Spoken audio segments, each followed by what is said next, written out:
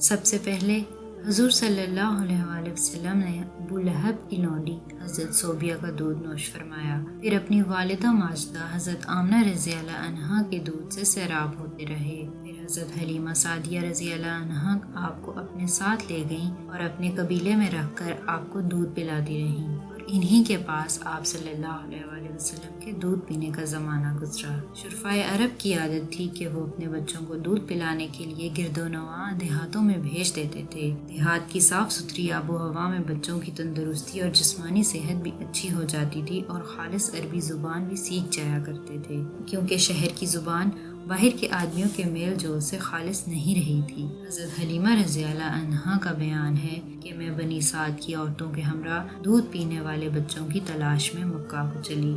اس سال عرب میں بہت سخت کال پڑا تھا۔ میری گود میں ایک بچہ تھا، مگر فکر و فاقہ کی وجہ سے میری چھاتیوں میں اتنا دودھ نہ تھا جو اس کو کافی ہوتا۔ رات بھر وہ بچہ بھوک سے تڑپتا رہتا اور ہم اس کی دلجوئی کے لیے تمام رات بیٹھ کر گزارتے۔ ایک اونٹنی بھی ہمارے پاس تھی، مگر اس کے بھی دودھ نہ تھا۔ مکہ مکرمہ کے سفر میں جس خچر پر میں سوار تھی وہ بھی اس قدر لاغر تھا کہ قافلہ والوں کے ساتھ نہ چل سکتا تھا۔ میرے ہمراہی بھی اس سے تنگ آ چکے تھے۔ بڑی بڑی مشکلوں سے یہ سفر طے ہوا۔ جب یہ قافلہ مکہ مکرمہ پہنچا تو جو عورت رسول اللہ عز و جل صلی اللہ علیہ وآلہ وسلم کو دیکھتی اور یہ سنتی کہ یہ یتیم ہیں تو کوئی عورت آپ کو لینے کے لیے تیار نہیں ہوتی تھی، کیونکہ بچے کے یتیم ہونے کے سبب زیادہ انعام ملنے کی امید نہیں تھی۔ ادھر حضرت حلیمہ سعدیہ رضی اللہ تعالی عنہا کی قسمت کا ستارہ سریا سے زیادہ بلند اور چاند سے زیادہ روشن تھا۔ ان کے دودھ کی کمی ان کے لیے رحمت کی زیادتی کا باعث بن گئی،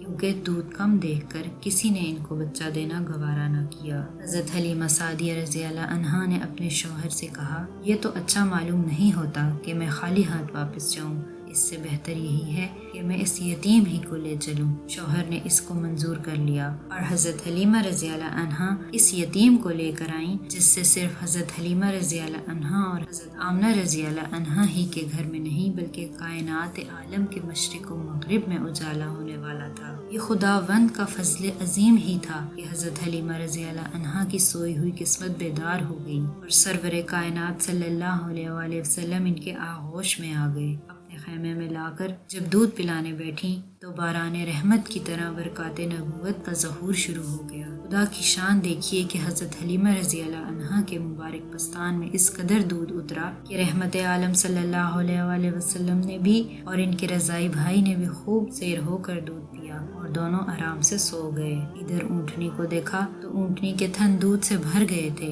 حضرت حلیمہ رضی اللہ عنہا اور ان کے شوہر نے اونٹنی کا دودھ پیا اور سکھ چین کی نیند سو گئے۔ حضرت حلیمہ رضی اللہ عنہا کا شوہر رحمت عالم صلی اللہ علیہ وآلہ وسلم کی یہ برکتیں دیکھ کر حیران رہ گیا اور کہنے لگا، حلیمہ تم بڑا مبارک بچہ لائی ہو۔ حضرت حلیمہ رضی اللہ عنہا نے کہا کہ واقعی مجھے بھی یہی امید ہے کہ یہ نہایت ہی بابرکت بچہ ہے اور خدا کی رحمت بن کر ہم کو ملا ہے، اور مجھے یہی توقع ہے کہ اب ہمارا گھر خیر و برکت سے بھر جائے گا۔ حضرت حلیمہ رضی اللہ عنہا فرماتی ہیں کہ اس کے بعد ہم رحمت عالم صلی اللہ علیہ وآلہ وسلم کو اپنی گود میں لے کر مکہ مکرمہ سے اپنے گاؤں کی طرف روانہ ہوئے تو میرا وہی خچر اس قدر تیز چلنے لگا کہ کسی کی سواری اس کی گرد کو نہیں پہنچ سکتی تھی۔ قافلہ کی عورتیں حیران ہو کر مجھ سے کہنے لگیں، اے حلیمہ کیا یہ وہی خچر ہے جس پر سوار ہو کر تم آئی تھی، یا کوئی دوسرا تیز رفتار خچر خرید لیا؟ العرض ہم اپنے گھر پہنچے، وہاں سخت قحط پڑا ہوا تھا، تمام جانوروں کے تھن میں دودھ خشک ہو چکا تھا،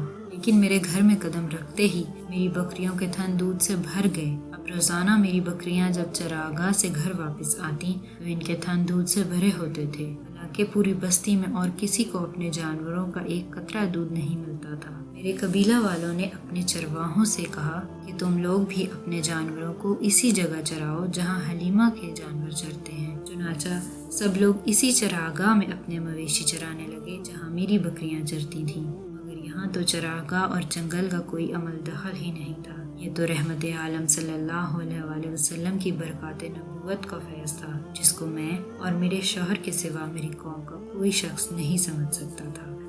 اسی طرح ہر دم ہر قدم پر ہم برابر آپ صلی اللہ علیہ وآلہ وسلم کی برکتوں کا مشاہدہ کرتے رہے، یہاں تک کہ 2 سال پورے ہو گئے اور میں نے آپ کا دودھ چھڑا دیا۔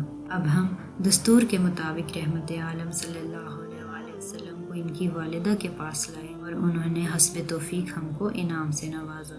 قاعدے کے مطابق اب ہمیں رحمت عالم صلی اللہ علیہ وآلہ وسلم کو اپنے پاس رکھنے کا کوئی حق نہیں تھا، مگر آپ صلی اللہ علیہ وآلہ وسلم کی برکات نبوت کی وجہ سے ایک لمحے کے لیے بھی ہم کو آپ صلی اللہ علیہ وآلہ وسلم کی جدائی گوارا نہیں تھی۔ عجیب اتفاق ہے کہ اس سال مکہ معظمہ میں وبائی بیماری پھیلی ہوئی تھی، چنانچہ ہم نے اس وبائی بیماری کا بہانہ کر کے حضرت بی بی آمنہ رضی اللہ تعالی عنہا کو رضامند کر لیا، اور پھر ہم رحمت عالم صلی اللہ علیہ وآلہ وسلم کو واپس اپنے گھر لائے، اور پھر ہمارا مکان رحمتوں اور برکتوں کی کان بن گیا، اور آپ ہمارے پاس نہایت خوش و خرم ہو کر رہنے لگے۔